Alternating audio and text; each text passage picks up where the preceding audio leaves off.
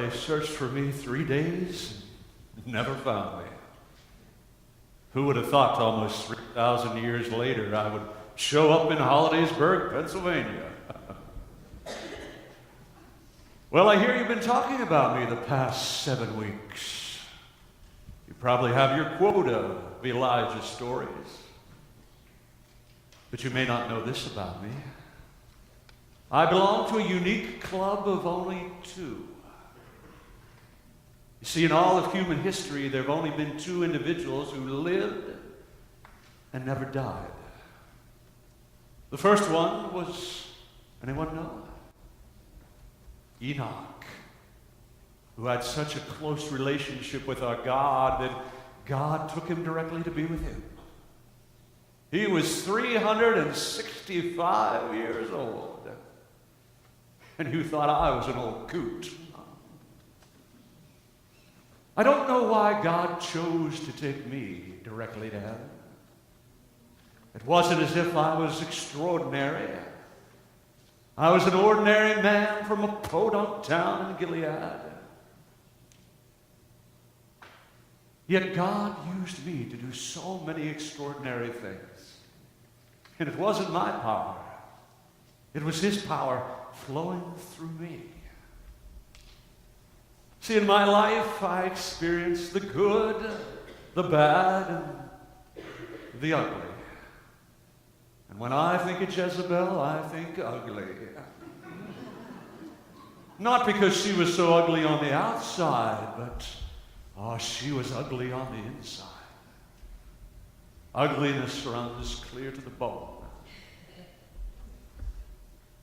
But it was her threats that sent me running into the Judean wilderness. She had it out for me. She wanted me dead. Truth be told, I wanted to die myself. I headed into the middle of the desert with no food and with no water, wanting to kill myself. But God in His mercy sent food and water, and the angels ministered to me. And had it not been for God's hand, I would have died right underneath that broom tree. Someone may have never discovered my rotting corpse.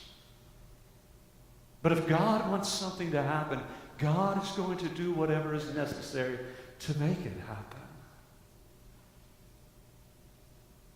And in the midst of my deep, dark depression, God spoke to me on Mount Sinai. And there was a piece of the puzzle that I had been missing all those years that I had no idea I was missing. God said, I want you to anoint Elisha, son of Shaphat, as your successor. Personally, I felt no need for a successor. I believe God called people to a certain time to do His tasks. I did not like Elisha. He was so wet behind the ears, so immature, so many rough edges.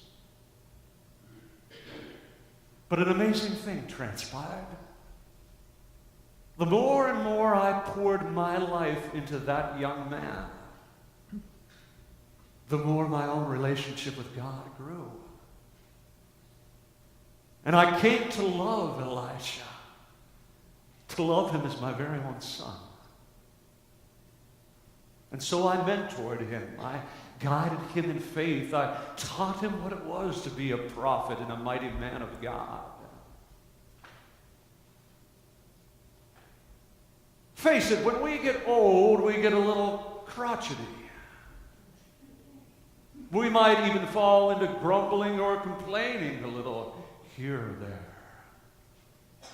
We spend time looking back at the good old days. Well, the good old days weren't always good. They were filled with the good, the bad, the ugly, like any other period in human history. See, as we complain and we grumble, it doesn't accomplish much. But what really makes a difference is when we invest our lives in the lives of someone else. as we place our passion, our energy, our drive in shaping the next generation.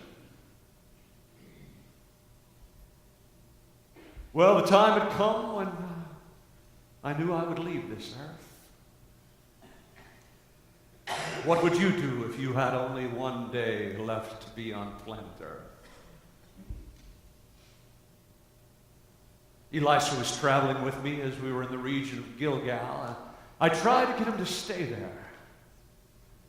But he said, as the Lord lives and as you live, I will not leave you. He was not moving away from my side. But the Lord was beckoning me on to Bethel. A 10 to 12 mile journey. For an old man, that's quite a feat. And hard on the feet. You might wonder why I would go that journey. Well, there was a school for the prophets in Bethel. And for one last time, I wanted to see those men. And I wanted to impart my words of wisdom and share with them what God had laid on my heart. And as we neared Bethel, house of God, some of the prophets came up to Elisha. They thought I couldn't hear. I'm old, but I wasn't deaf. But they were saying, do you know that your master is going to be taken away from you today? Well, he knew. It seems everyone knew. But I taught those prophets one final time. And then our journey continued. But I tried to get Elisha to stay there in Bethel, but he wanted nothing to do with it. He was sticking to me like glue. And we hiked 8 more miles, all the way to Jericho, the city of palms. If you're looking for a retirement location, Jericho beats Hollidaysburg any day. In my day, called the city of palms. Palm trees dotting the landscape. Beautiful pools from out of the desert bubbling up. Springs, an oasis in the desert. But also at Jericho, a school for the prophets. And the prophets there, they cornered Elisha and said, do you know that your master is being taken away from you today? He said, yes, chill out. But I had that opportunity to share my last words with those men, to encourage them to pass on the stories of faith that I had heard, that had shaped me. I tried to get Elisha to stay there at the school with the Jericho prophets. No, he was on me like flies on, well, you know. We continued our journey yet 2 more miles. Back to the region of Gilgal. And I was reflecting on what had happened there so many years before. How Joshua had led the Hebrew children into the promised land on dry ground. And I took my mantle, that is my outward cloak, and I struck the water's edge. And miraculously, the waters parted to the left and to the right. And I walked across on dry ground.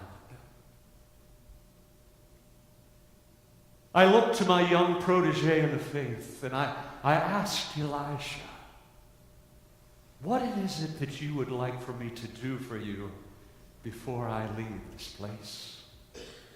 Without a moment's hesitation, he said, I want a double portion of your spirit. Have you heard of individuals who had near-death experiences, how their entire lives flashed before their eyes? Well, that's what happened to me. I saw pictures of my childhood. I remembered those days at Kerith when the ravens had miraculously supplied bread and meat. I remembered the hours in Zarephath The days when we should have had nothing to eat, but the flour bin never ran out and the oil jug never ran dry. I remembered that widow woman and her son, and how even though he died, God had used me to miraculously restore him to life. I saw myself on Mount Carmel, there with the showdown of 450 false prophets, and how God, the true God, had spoken by fire, and how the entire nation had fell on their faces and cried that the Lord is God. Part of me wondered, what a request of this young whippersnapper, that he should yearn for a double of what God had given to me. But I knew that if God had chosen him as my successor, God would give him whatever he needed to carry his ministry out. And I told him, if you see me as I'm taken from you, it will be granted. And so the two of us just walked along. I wasn't preaching, I wasn't teaching, we were just talking friend to friend. And there, from out of nowhere, chariots of fire and horsemen. And before I knew it, I was lifted up in the air, and I wish you saw the look on Elisha's face, with his eyes as big as saucers, with his jaw dropped to the ground, crying out, "Father, my father, the chariots, the horsemen." He saw me, he saw it. I was taken away from his sight. And yet that bald-headed young man picked up the mantle that had fallen behind. There were 50 other prophets who had followed us from Jericho, from Bethel. And they were watching his every move. But he took that mantle and he wrapped it up and he slapped the water's edge. And guess what happened?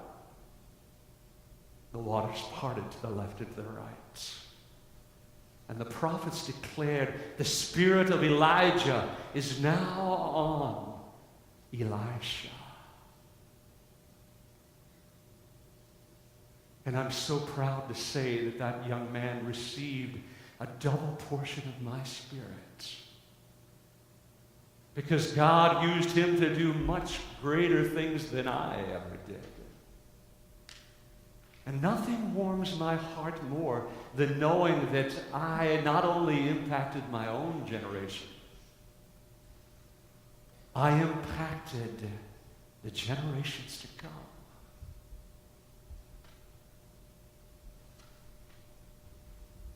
Would you humor me for a second?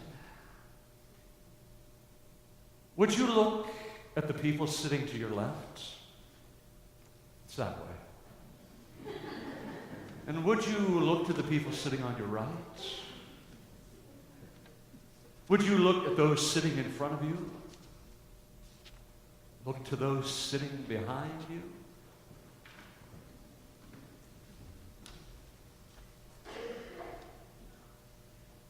20 years from now, most of you are not going to be here.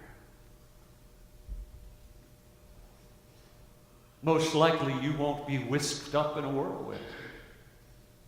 You'll go the way of all the earth.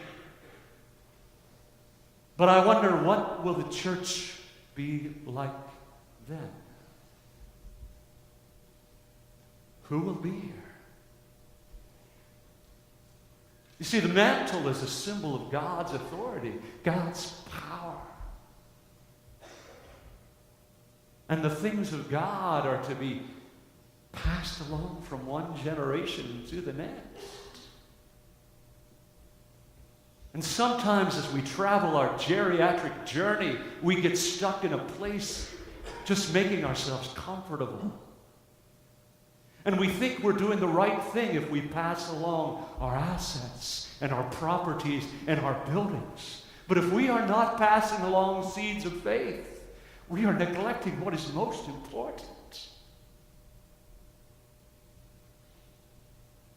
You might think I went out in a blaze of glory. Well, that blaze of glory was nothing compared to what I saw on a mountaintop as Moses and I were whisked down from heaven to be in the presence of Jesus. He was the essence of radiant glory. And your task is to point others to him.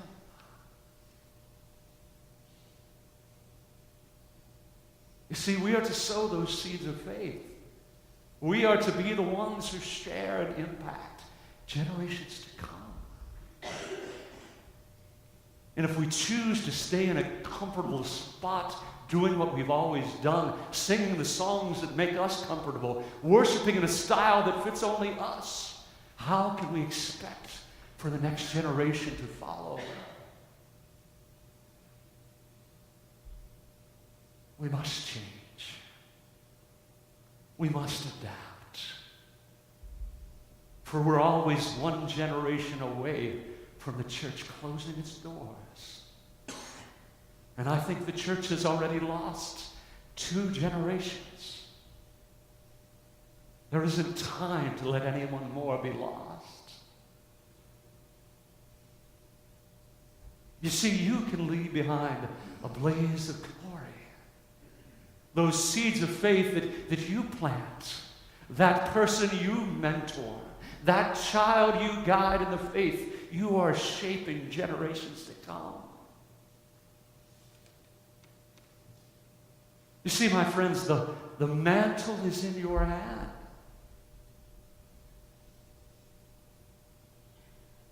What is it that you'll do with it?